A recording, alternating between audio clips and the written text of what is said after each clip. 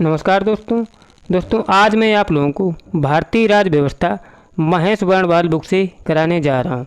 Friends, Mahesh Varnwal book में सभी जो क्वेश्चन दिए होते हैं वन लाइनर फॉर्म में होते हैं और प्रीवियस एग्जाम में पूछे हुए क्वेश्चन होते हैं। फ्रेंड्स, आप लोगों से रिक्वेस्ट है कि आप लोग पूरा वीडियो देखिए और लास्ट में कमेंट करके बताइए कि ये पूरी सीरीज आप लोगों को महेश वर्णवाल बुक से कराई जाए। आप लोग खुद बताओगे। चलते शुरू करते हैं। इसमें देखते हैं कि पहले नंबर में संवैधानिक विकास क्या दिया है। संवैधानिक विकास क्वेश्चन बहुत ही अच्छे हैं, आप लोग लास्ट तक बने रहिएगा। दिया है कि भारतीय विधान परिषद को बजट पर बहस करने की शक्ति प्राप्त हुई थी। कब प्राप्त हुई थी? भारतीय परिषद अधिनियम 1892 के अंतर्गत।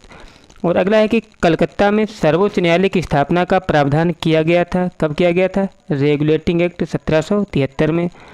और अगला है कि भारत में संघीय न्यायालय की स्थापना कब हुई थी? कब हुई थी? भारत सरकार अधिनियम 1935 के द्वारा। और अगला है कि भारत का संघीय न्यायालय स्थापित किया गया था। कब स्थापित किया गया था? 1937 में स्थापित किया गया था। और अगला क्वेश्चन है, ये मिलान दिए हुए हैं दोस्तों कि भारत नियंत्रण परिषद की स्थापना कब हुई थी? नियंत्रण परिषद की स्थापना कब हुई थी? पिट्स का भारतीय अधिनियम 1784 के तहत। और सर्वोच्च न्यायालय की स्थापना कब हुई थी? नियामक अधिनियम 1773 के द्वारा। और अगला है कि इंग्लिश मिशनरियों को भारत में कार्य करने की अनुमति ये कब मिली थी? चार्टर अधिनियम 1813 के अंतर्गत। और अगला है कि गवर्नर जनरल की परिषद में कानूनी सदस्यता की नियुक्ति ये कब हुई थी? चार्टर अधिनियम 1833 के तहत मिली थी। और अगला है कि 1919 के भारत शासन अधिनियम की प्रमुख विशेषताएं क्या है? दोस्तों, क्या विशेषताएं हैं? प्रांतों की कार्यकारिणी सरकार में द्वैध शासन की व्यवस्था, केंद्र सरकार द्वारा प्रांतों की विधायी शक्तियों का हस्तांतरण, ये सभी क्या हैं? 1919 अधिनियम की विशेषताएं हैं। और अगले देखते हैं क्वेश्चन। अगला दिया है कि भारतीय विधान पालिका प्रथम बार द्विसदनीय बनाई गई थी। कब बनाई गई थी? 1919 के भारत सरकार अधिनियम द्वारा बनाई गई थी। और अगला क्वेश्चन दिया है कि भारतवासियों को अपने देश के प्रशासन में कुछ हिस्सा लेना संभव बनाया गया। कब बनाया गया था? चार्टर एक्ट अधिनियम 1833 के अधिनियम ने बनाया था। और अगला क्वेश्चन है कि भारत के संविधान में केंद्र और राज्यों के बीच किया गया शक्तियों का विभाजन आधारित है। किस पर आधारित है? भारत सरकार अधिनियम 1935 के द्वारा है। और अगला है कि एक संघीय व्यवस्था और केंद्र में द्वैध शासन में भारत में लागू किया गया था। कब लागू किया गया था? ये लागू किया गया था भारत शासन अधिनियम 1935 के द्वारा। और अगला क्वेश्चन दिया है कि अखिल भारतीय महासंघ स्थापित करने का प्रावधान शामिल किया गया था। किसके द्वारा? भारत सरकार अधिनियम 1935 में। और अगला है कि 1935 के अधिनियम द्वारा स्थापित संघ में अवशेष शक्तियाँ दी गई थी। किसको दी गई थी? गवर्नर जनरल को दी गई थी। अगला क्वेश्चन है कि भारत शासन अधिनियम 1935 में स्वीकार किया गया महत्वपूर्ण और स्थायी अवयव नहीं है। कौन सा नहीं है? देश के लिए लिखित जो संविधान है 1935 में स्वीकार किया गया महत्वपूर्ण स्थायी अवयव नहीं है। अगला देखते हैं कि 1935 के गवर्नमेंट ऑफ इंडिया एक्ट एक महत्वपूर्ण है। क्या फ्रेंड्स? क्योंकि यह भारतीय संविधान का एक प्रमुख स्रोत है। और अगला क्वेश्चन है इसमें कि वर्मा भारत से अलग कब हुआ था? कब हुआ था? गवर्नमेंट ऑफ इंडिया एक्ट 1935 के फलस्वरूप वर्मा, जिसे वर्तमान में म्यांमार कहते हैं, अलग हुआ था। और अगले क्वेश्चन पे चलते हैं। अगला क्वेश्चन दिया है कि 1937 के चुनाव में कांग्रेस का मंत्रिमंडल बना था। कितने प्रांतों बना था? 8 प्रांतों बना था। और अगला है कि एक निर्वाचित संविधान सभा द्वारा भारत के संविधान का निर्माण करने का प्रस्ताव किया गया था। किसके द्वारा किया गया था? क्रिप्स मिशन के द्वारा किया गया था। और अगला है कि भारत में उपनिवेशी शासन के संदर्भ में 1883 में क्या है? 1883 में एल्बर्ट बिल का उद्देश्य था। क्या था? जहां एक अदालतों को दंडित अधिकारिता का संबंध था, भारतीय तथा यूरोपीय लोगों को बराबरी पर रोकना था। अगला है कैबिनेट मिशन योजना के अंतर्गत संविधान निर्मात्री परिषद में प्रत्येक प्रांत को आवंटित सदस्य संख्या निर्धारित करने के लिए एक प्रतिनिधि जनसंख्या के अनुपात में कितना था 10 लाख व्यक्तियों पर एक प्रतिनिधि था। और अगला है कि कैबिनेट मिशन के सदस्य थे, कौन कौन से थे? पैथिक लॉरेंस था, स्टेफोर्ड क्रिप्स था, एवी अलेक्जेंडर था। और अगला है कि भारतीय संविधान सभा का गठन किया गया था, कब किया गया था? कैबिनेट मिशन योजना 1946 के अंतर्गत संविधान सभा का गठन किया गया था। और अगला क्वेश्चन है कि 1946 में निर्मित आंतरिक सरकार में कार्यपालिका परिषद के उपसभापति कौन थे? जवाहरलाल नेहरू थे। और इसमें कथन दिए हैं, कथन भी देख लेते हैं। कथन क्या है हमारा कि वेवेल योजना के अनुसार कार्यकारी परिषद में हिंदू और मुस्लिम सदस्यों की संख्या समान होती थी, कथन दिया है। और विचार क्या है कि वेवेल का विचार था कि ऐसी व्यवस्था से भारत का बंटवारा बच जाता, कथन सही है। मतलब क्या था? वेवेल योजना के अनुसार कार्यकारी परिषद में हिंदू और मुस्लिम संख्याओं की संख्या समान होती थी, कथन सही, लेकिन इसका जो कारण है ये सही नहीं है। और अगला क्वेश्चन है कि भारत के संविधान की रचना हेतु संविधान सभा का विचार सर्वप्रथम प्रस्तुत किया था, किसने प्रस्तुत किया था? स्वराज पार्टी ने प्रस्तुत किया था, कब? 1934 ईस्वी में। और अगला क्वेश्चन इसमें कथन दिए हैं दोस्तों। कथन क्या है कि इसने बड़ी संख्या में समितियों की मदद से काम किया, उसमें प्रारूप समिति सबसे महत्वपूर्ण थी। और अगला है अल्पसंख्यक समुदाय जिसे ईसाई, एंग्लो इंडियन और पारसियों को भी पर्याप्त प्रतिनिधित्व दिया गया था। और अगला है कि इसकी चुनाव प्रक्रिया 1935 के अधिनियम के 6वीं अनुसूची पर आधारित थी। कर संपत्ति और शैक्षणिक योग्यता के कारण मताधिकार सीमित था। यह एक बहुदलीय निकाय था। ये क्या थे? सभी सही कथन थे संविधान के बारे में। और अगला है कि भारत के संविधान का प्रारूप तैयार करने वाली संविधान सभा के सदस्यों को क्या हुआ था? विभिन्न प्रांतों की विधान सभाओं द्वारा चुना गया था, जो संविधान के प्रारूप को तैयार करने वाली संविधान सभा के सदस्य थे।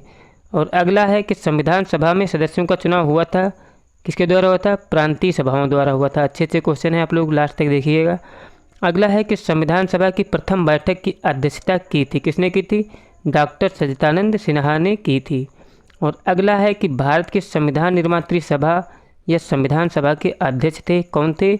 डॉक्टर राजेंद्र प्रसाद थे, संविधान सभा के स्थायी अध्यक्ष। और अगले क्वेश्चन देखते हैं दोस्तों।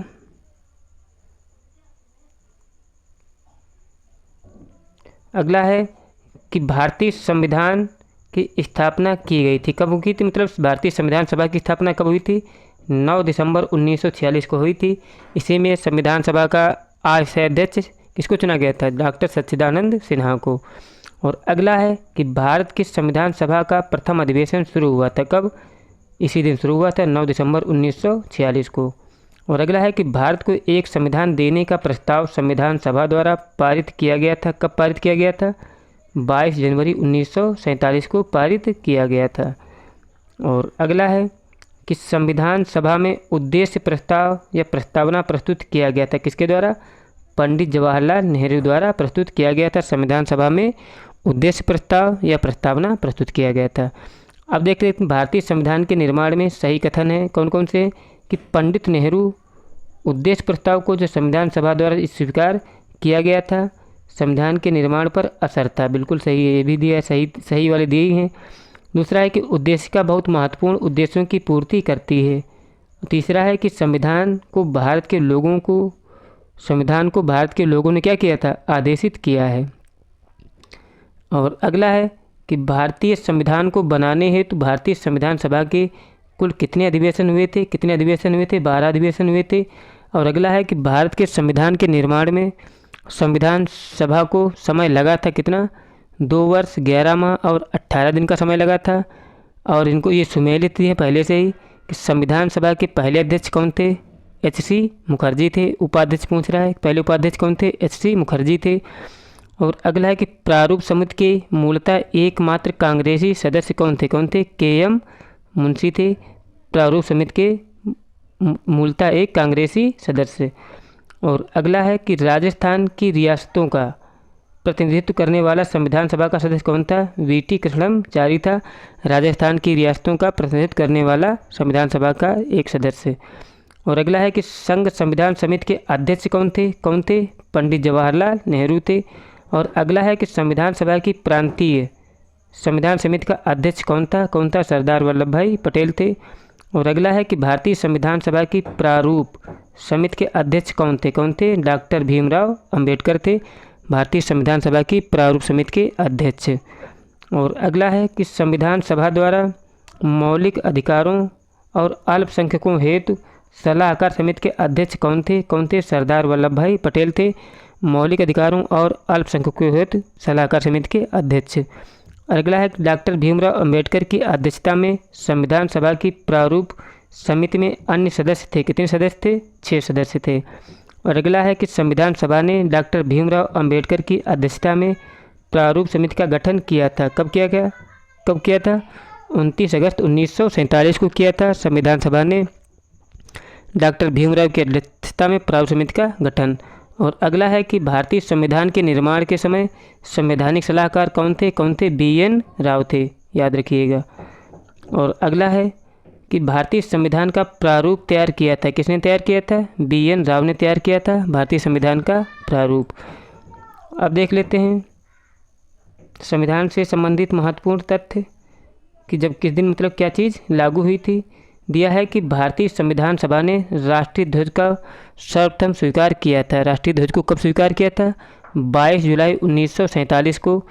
अगला है कि संविधान निर्मात्री परिषद की झंडा समिति के अध्यक्ष कौन थे? डॉक्टर राजेंद्र प्रसाद थे। और अगला है कि भारत का संविधान पूर्ण रूप से तैयार हुआ था। कब तैयार हुआ था? 26 नवंबर 1949 को तैयार हुआ था। और अगला है कि भारतीय संविधान लागू हुआ था। कब लागू हुआ था? 26 जनवरी 1950 को बन के तैयार हुआ था। 26 नवंबर 1949 को लागू कब हुआ था? 26 नवंबर 1950 को। और अगला दिया है कि संविधान को 26 जनवरी के दिन लागू करने का निर्णय इसलिए किया गया था क्योंकि कांग्रेस ने किया था। कांग्रेस ने इस तिथि को 1930 में स्वतंत्रता दिवस के रूप में मनाया था। और अगला है कि भारतीय संविधान को अपनाया गया था किसके द्वारा? संविधान सभा के द्वारा अपनाया गया था। और अगला है कि भारत का संविधान अंगीकृत एवं अधिनियमित हुआ था कब? 26 नवंबर 1949 को। और अगला है कि भीमराव अंबेडकर का संविधान सभा में निर्वाचन हुआ था कहाँ से? बम्बई प्रेसिडेंसी से हुआ था भीमराव अंबेडकर का निर्वाचन। और अगला है कि डॉक्टर भीमराव अंबेडकर का जन्म और मृत्यु हुई थी। कब हुई थी? जन्म हुआ था 1891 में, मृत्यु हुई थी 1956 में। अगला है कि जनगण मन को भारत के राष्ट्रगान के रूप में अपनाया गया था कब? 1950 में। और अगला है कि भारतीय शासन द्वारा राजकीय चिन्ह अंगीकृत किया गया था कब? 26 जनवरी 1950 में। और इसमें कुछ सही कथन दिए हैं, इनको भी देख लेते हैं। क्या है कथन? कि तृतीय गोरमेज सम्मेलन के विचार विमर्श की परिणत भारत सरकार अधिनियम 1935 के पारित होने के रूप में हुई। अगला है कि भारत सरकार अधिनियम 1935 ने ब्रिटिश भारत के सूबों और भारतीय रियासतों के एक संघ पर आधारित ऑल इंडिया फेडरेशन का उपबंध किया था। इसमें क्या है? अगला इसमें कथन और कारण भी दिया है कि भारत का संविधान देश की आवश्यकताओं की पूर्ति करता है। और कारण क्या दिया है? कि इसको एक गृहीत संविधान कहा गया है। तो इसमें क्या है दोस्तों? कारण सही है, मतलब ए और आर दोनों सही, परंतु जो आर है एक ही सही से व्याख्या नहीं कर रहा है। और अगले क्वेश्चन देख लेते हैं कि भारतीय संविधान सभा में वयस्क मताधिकार को 15 वर्ष के लिए स्थगित करने की बात की थी। किसने की थी? मौलाना आज़ाद ने की थी कि भारतीय संविधान सभा ने वयस्क मताधिकार को 15 वर्ष के लिए क्या किया था? स्थगित करने का बात की थी। अगला है कि भारत के स्वतंत्रता के बाद भारतीय राष्ट्रीय कांग्रेस को एक राजनीतिक दल के रूप में भंग कर दिया जाना चाहिए। यह सुझाव किसका था? यह सुझाव था महात्मा गांधी का। और अगला है कि अपनी राष्ट्रवादी प्रतिक्रिया में भारतीय संविधान के निर्माताओं ने अल्पसंख्यकों के हितों तथा भावनाओं के महत्व को कम करके आंका था। किसके द्वारा? किसने आंका था? आइवर जेनिंग्स ने। और अगले देख लेते हैं कुछ महत्वपूर्ण टॉपिक कि भारत के संविधान में उद्देशिका का विचार लिया गया है।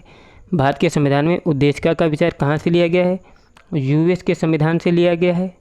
अगला है कि भारत की राजनीतिक व्यवस्था में सर्वोच्च है। क्या सर्वोच्च है? संविधान सर्वोच्च है भारत की राजनीतिक व्यवस्था में। और अगला है कि भारत में न्यायिक पुनरीक्षण की संकल्पना ली गई है। कहाँ से ली गई है न्यायिक पुनरीक्षण की संकल्पना? ये ली गई संयुक्त राज्य अमेरिका के संविधान से। अगला है कि भारत की संघात्मक व्यवस्था संबंधित है, किससे संबंधित है? कनाडा से। अगला है कि भारतीय संसदीय प्रणाली ब्रिटिश संसदीय प्रणाली से इस बात में भिन्न है कि भारत में क्या है? न्यायिक पुनरावलोकन है। यही भिन्नता है भारतीय संसद प्रणाली और ब्रिटिश संसद प्रणाली में। और अगला है कि न्यायिक पुनरावलोकन की व्यवस्था है किससे? भारत और यूएसए में है न्यायिक पुनरावलोकन की व्यवस्था। अगला है कि भारतीय परिसंघ और अमेरिकी परिसंघ में समान रूप में जो लक्षण है वह पाया जाता है। क्या पाया जाता है? संविधान के निर्वाचन के लिए परिसंघीय उच्चतम न्यायालय पाया जाता है। अगला है कि भारत के संविधान में सम्मिलित समवर्ती सूची देन है। मतलब समवर्ती सूची कहाँ से ली गई है? ऑस्ट्रेलिया से ली गई है। अगला है कि भारतीय संविधान में राज्य के नीति निर्देशक तत्वों की संकल्पना आधारित है। कहाँ से आधारित है राज्य के निर्देशक तत्व? आयरलैंड के संविधान से लिए गए हैं राज्य के नीति निर्देशक तत्व। और देख लेते हैं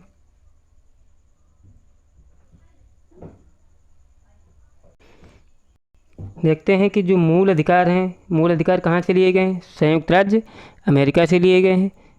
शासन की संसदीय प्रणाली ग्रेट ब्रिटेन यूनाइटेड किंगडम से। आपात उपबंध जर्मनी के वीमर संविधान से। राज्य के नीति निर्देशक तत्व आयरलैंड से लिए गए हैं। और क्या दे? विधि का शासन इंग्लैंड से लिया गया है। विधि द्वारा स्थापित प्रक्रिया जापान से ली गई है। और अगला है कि राज्यपाल के विचारार्थ राज्यपाल द्वारा सुरक्षित विधेयक रखना कहाँ से? कनाडा से लिया गया है। विस्तृत उभयन सूची या समवर्ती सूची ऑस्ट्रेलिया से। मंत्रिमंडल सरकार कहाँ से? ब्रिटिश संविधान से लिया गया है। केंद्र राज्य संबंध कनाडा के संविधान से। भारत राज्यों का संघ है तथा राज्य में अधिक शक्ति निहित है, कनाडा से लिया गया है। और भी कुछ महत्वपूर्ण क्वेश्चन देख लेते हैं। फ्रेंड्स, ये किताब इतनी अच्छी है, अगर आप पूरी किताब पढ़ लेते हो तो संविधान से कोई भी क्वेश्चन आपका नहीं छूटेगा। अगर आप लोग सहयोग करोगे तो मैं आप लोगों की पूरी बुक करवा दूंगा। दिया है कि भारतीय संविधान में मौलिक कर्तव्यों का विचार लिया गया है। कहाँ से लिया गया मौलिक कर्तव्य? रूस, जो पूर्व में सोवियत संघ के संविधान से लिया गया था। अब देख रहे हैं कथन के भारत का संविधान सबसे अधिक लंबा हो गया है। कारण क्या दिया है? कि मौलिक अधिकारों का अध्याय अमेरिकन संविधान के मॉडल से लिया गया है। इसमें क्या है? ए और आर सही है, लेकिन जो आर है ए की सही व्याख्या नहीं करता है। अगला है कि भारतीय संविधान में सन्निहित मूल अधिकारों की अवधारणा ग्रहण की गई है। कहाँ से? जो मूल अधिकार हैं कहाँ से लिए गए? संयुक्त राज्य अमेरिका के संविधान से लिए गए हैं। अगर देखा जाए कि लिखित संविधान का प्रारंभ हुआ था कहाँ से हुआ था? अमेरिका से हुआ था। अब देख लेते हैं इस संविधान में प्रमुख अनुसूची। भारतीय संविधान में 400 से अधिक आर्टिकल्स अनुच्छेद हैं कि अगर का खा करके देखा जाए तो अधिक होते हैं, 400 से अधिक, ध्यान रखिएगा। भारतीय संविधान में आरंभ में अनुच्छेद थे कितने? 395 थे। अगला है कि भारतीय संविधान में कुल अनुसूचियाँ कितनी हैं? 12 हैं। और देख लेते हैं इसमें कि भारत के संविधान में 9वीं, 10वीं, 11वीं, 12वीं अनुसूचियों को संविधान संशोधन अधिनियम के द्वारा जोड़ा गया है। भारतीय संविधान को विभाजित किया गया कितने? 22 भागों में। और देखा जाए कि भारत नागरिकता से संबंधित प्रावधान संविधान के किस भाग में है? किस भाग में? भाग 2 में है। अगर नागरिकता देखी जाए भाग 2 में, मौलिक अधिकार भाग 3 में, राज्य किस में है? संविधान के भाग 4 में है। और भी जो भाग मतलब जो भी दिए हैं सब सुमेलित ही दिए हैं। अगर देखा जाए नए राज्यों का गठन भारतीय संविधान का अनुच्छेद 3, नागरिकता को किस में? भारतीय संविधान के भाग 2 में, मौलिक अधिकार भाग 3 में है। प्रशासनिक अधिकरण की स्थापना भारतीय संविधान के अनुच्छेद 323 ए में है। और भी देखते हैं कि हमारे संविधान का वह भाग जिनमें 3 सोपानों में पंचायतें बनाने की परिकल्पना की गई है किसमें है? भाग 9 में। जो है हमारे संविधान का वह भाग जिसमें 3 सोपानों में पंचायतें बनाने की परिकल्पना की गई किसमें? भाग 9 में। अगला है कि संघ और राज्यों के बीच विधायी संबंधों के बारे में उल्लेख है किसमें? भारतीय संविधान के भाग 11 और अध्याय 1 में। और अगला है कि भारतीय संविधान की अनुसूचियों में वह अनुसूची जो राज्य के नामों कुछ सूची तथा उनके राज्य क्षेत्रों का ब्यौरा देती। कौन सी अनुसूची है? पहली अनुसूची में क्या है? जो राज्य के नामों तथा उनके राज्य क्षेत्रों में ब्यौरा देती है। और अगला है भारत के संविधान की चौथी अनुसूची संबंधित है? किससे संबंधित है? राज्यसभा में स्थानों के आवंटन से संबंधित है।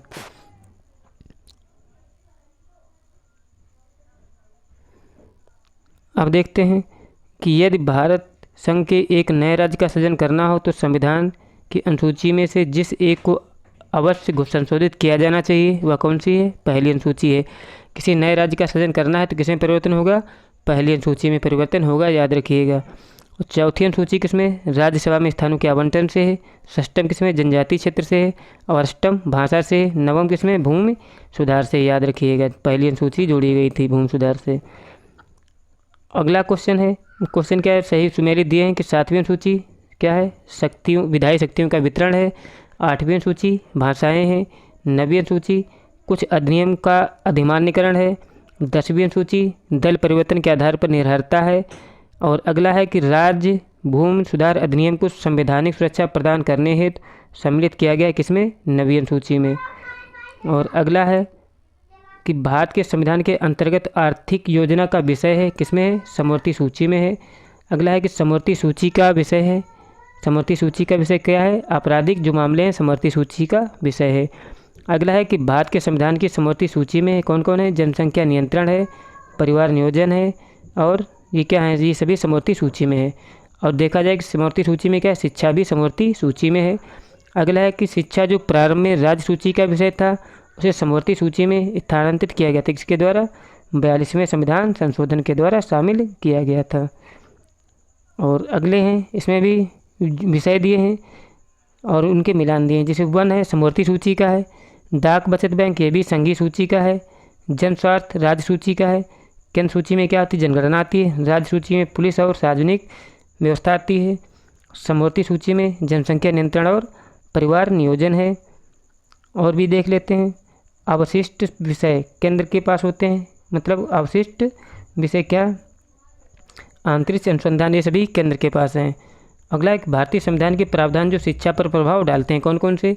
राज्य के नीति तत्व भी डालते हैं, ग्रामीण और शहरी स्थानीय निकाय, पंचम अनुसूची, षष्ठम अनुसूची और सप्तम अनुसूची, ये सभी क्या हैं? भारतीय संविधान के प्रावधान हैं जो शिक्षा पर प्रभाव डालते हैं। दोस्तों आप लोग कमेंट करके बताना कि मेरे द्वारा ये लाया गया वीडियो आपको अच्छा लगा है कि नहीं लगा है। आप लोग कमेंट करके बताओगे तो मैं ये बुक आप लोगों को पूरी करवा दूंगा और भारतीय संविधान का कोई भी क्वेश्चन आपका नहीं छूटा है। अगर आप मेरे चैनल पर नए हो तो प्लीज़ मेरा चैनल सब्सक्राइब कर लें। वीडियो अच्छा लगे तो लाइक भी करें। मिलते हैं नेक्स्ट पार्ट में। जय हिंद, जय भारत।